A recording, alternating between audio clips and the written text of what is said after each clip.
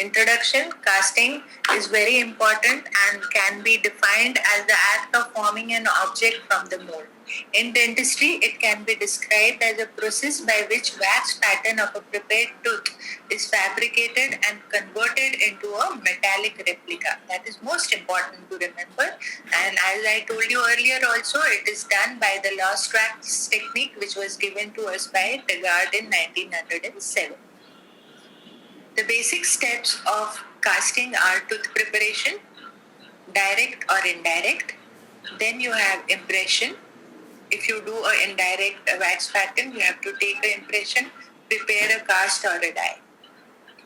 Then you have to fabricate the pattern. If you are taking a direct wax pattern, you can directly go for pattern fabrication. Then you have to invest this. After investing, you wait for few hours, then you do the wax burnout. When the wax burnout is done, a mold space is made available for you, and in this mold space, you do the casting of the molten alloy into the mold space. After this, you get your restoration ready. Okay. So, what are the components of the casting ring? This is very important question, which is asked always, either in the Viva or your theory. What is it made up of? You have these are the sections. These are the vertical sections which you are seeing. You have the casting range. You have the ring liner. You have the wax pattern, the sprue, and the crucible former. Each has their own importance and is used judiciously. Coming to the sprue. The sprue is a channel created in the investment through which the molten metal enters the mold space, formed by the burnout of the wax pattern. Sprue former, they can be of materials that these are the sprue formers which are available in the market, where you don't have to make the sprue, you just use this as a material and fix it to the wax pattern and place it on the crucible former.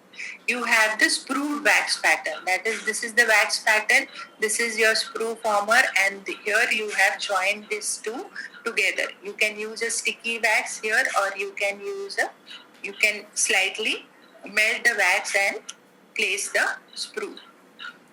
The sprue former should not leave any residue. These are the important requirement of a sprue. You can use any material, but it should not leave any residue during the burnout.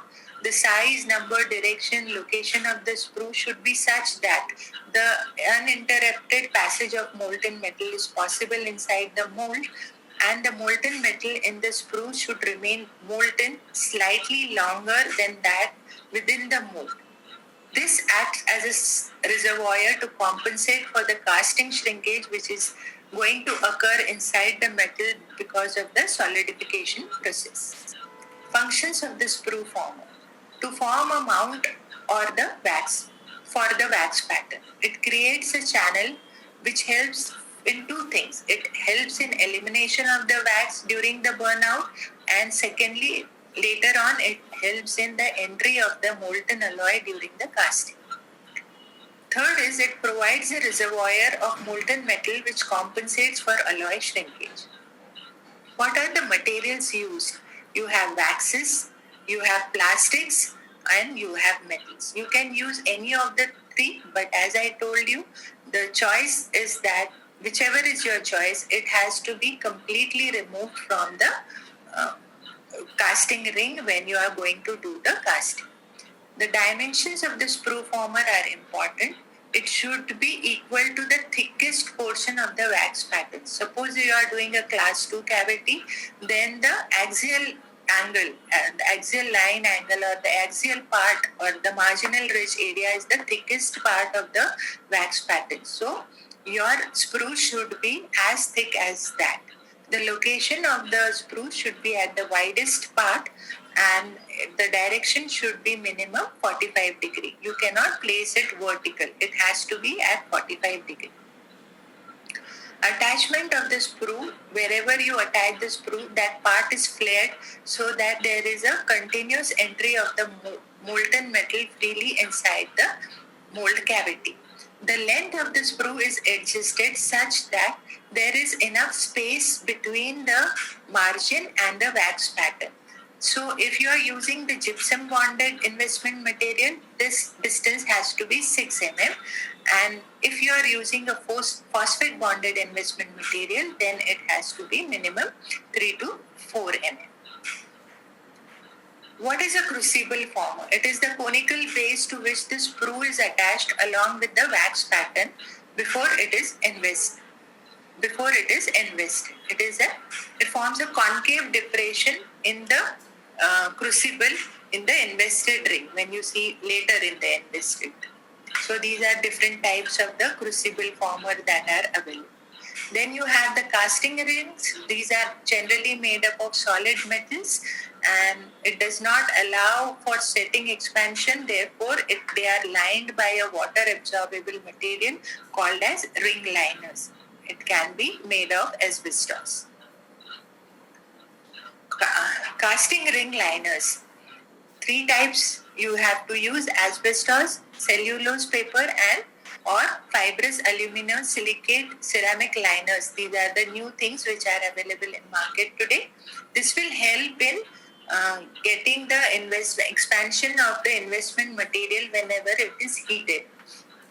This helps in compensation of the casting shrinkage. It serves 3 main purposes. It prevents loss of heat. It molds. When the mold expands, it helps in expansion of the mold, and it helps in easy divesting of the. You have investing, so after investing, you have to remove the casting. It is called as divesting of the ring. An alternative to placing liner is the use of flexible rubber rings or split rings. This is what is available now. This casting system uses a flexible rubber or plastic ring that allows expansion on its own. Before investing the wax pattern, all wax pattern should be cleaned of the debris that is there, and it should be sprayed with a debubbleizer so that the investment materials sticks to the surface properly and there are no air bubbles. You have the investing and the investment materials which you should know. The investment materials are ceramic materials that is suitable for forming a mold into which the metal alloy is casted. These materials withstand high temperature of burnout and casting procedures and available as 2-component system, powder and liquid. Investing is the process of forming a mold into which a molten metal is forced to obtain the metallic restoration. Capturing all the wax pattern details in the solid material which is capable of maintaining the accurate details during the burnout procedure till the casting of the metal is done. So, investing is a process. Investment material are the materials that are used for investing. You have 3 types of investment materials: gypsum bonded, phosphate bonded, and ethyl silicate bonded investment material. Any material you use, it is better to have a vacuum mixing of these material, because one thing which we have to avoid during investing is the formation of the air bubbles, because they get reflected into your restorations later on. After mixing the investment, after mixing the investment is painted on the wax pattern in a thin layer to uniformly coat the wax pattern and cause proper wetting. Here you can see that the wax pattern is also, here also we are placing the investment material directly before we pour it into the ring. When you are pouring it in the ring, then the ring is held at an angle so that the investment material flows in properly, and after that we vibrate the ring so that no bubbles are present in the investment material. Once the investment is done, it is allowed to set approximately for an hour's time, and then wax burnout procedure is started. During the burnout procedure, heating of the casting ring is done in the furnace where the temperature is controlled by a thermostat. All traces of wax are evaporated and eliminated in this process. This leads to the formation of a cavity or mold in which the molten metal can be cast. Before casting, the ring is placed in the furnace. The crucible former and the metal sprue former, if used, should be removed. Before you place this casting ring inside the furnace, you have to remove the lower part and the metallic sprue former if you have used that. The casting ring is then placed into the furnace at room temperature. Initially, the casting ring is placed with sprue hole facing down to drain out the wax. Later on, when the temperature rises and the wax has come out, then we turn the ring inside so that the sprue hole is facing upward to allow circulation of oxygen within the oval and inside the cavity that is present there. Inverting the ring prevents the carbon formation that interferes with the venting of the mold. Time lapse between the burnout and the casting. Under normal condition of casting, approximately 1 minute may be allowed between the removal of the casting ring from the burnout furnace and casting of the molten metal. Casting crucibles. These are the apparatus in which the metal is made in a molten state. You have to see that they can withstand very high temperature and they do not react with the alloy. Generally, we use casting crucibles which are made up of clay, carbon, alumina, quartz or silica. The melting of the alloy. The melting of the alloy should be in completely molten state, but it should not be so hot that it oxidizes completely. When you look at the wax, when you look at the metal, it should be shiny and bright like a mirror, and you have to do the casting immediately. So, how do you make the metal melt? You can use a torch melting process or an induction melting process or an arc melting process. While you are using the flame to molten the metal, then you have to take into consideration as to what part of the flame you are using. You can only use the third part, that is the reducing zone or the blue zone, which is the hottest part of the flame, so that proper melting of the alloy has happened. For casting, we use different types of casting machines. There are around 6 types of casting machines and they are being regularly used, but most of the time we are using the centrifugal or the induction casting machines. After you have done the casting, you have to remove the restoration from the investment material. This is called as divesting. For this, what you do is that you quench the hot casting ring directly into the water. The moment you place it in the water, because the metal is very hot and the ring is also very hot, the investment material will start breaking down and it will fall off from the casting. Or in phosphate bonded material, when you have used them as the investment material, you cannot directly place them inside the water, so you cannot quench them. So you have to wait till it cools down to the room temperature, then it is removed and broken down manually. In spite of quenching and removal of the casting material from the surface, some debris may remain stuck to the casting surfaces. For that, sandblasting is done with alumina oxide and the final bits are removed. Sometimes there is oxidation of the casting surface, and for this you have to place the casting for pickling in 50% of hydrochloric acid, and the discolored surface layer will become shiny. After that, you have to cut away the sprue and finish the casting with the help of birds and stones. This was about the castings. Now the next important part is the casting defects.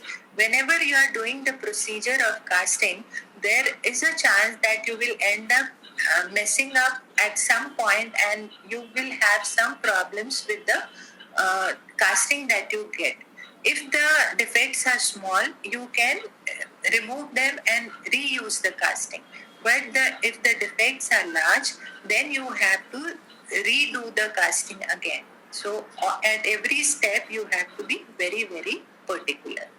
So what defects you see? You see the defects of distortion, surface defects, incomplete casting, porosities, or sometimes fins, metal flashes, or water films on the surface.